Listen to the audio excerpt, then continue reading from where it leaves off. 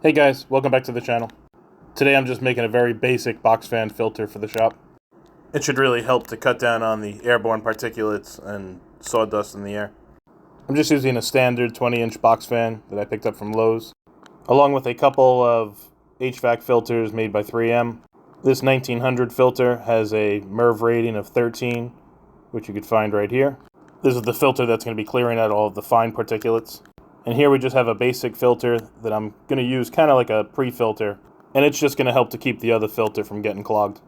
So we're just going to be taping these to the back of this fan, and you just want to make sure that you leave no air gaps.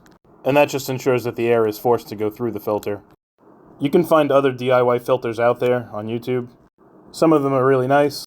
They utilize multiple filters, creating a box around the box fan, which will help keep the box fan from struggling to pull air through a clogged filter. I don't have a lot of room in my shop, which is why I've opted to go for this much more simple approach. I plan to vacuum off the filter on a regular basis to keep the box fan from getting bogged down. So here we're just going to stack the filters on the back of the fan, starting with the HEPA filter, follow it up with the basic filter, and then we're just going to tape it all together.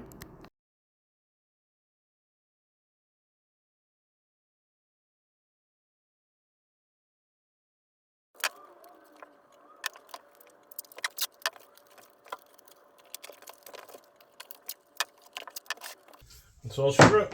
Let's see how she works.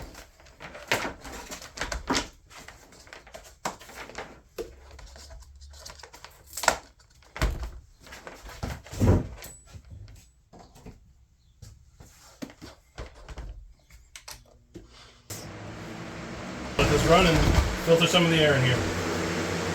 Thanks again. Feel free to subscribe. See you on the next one.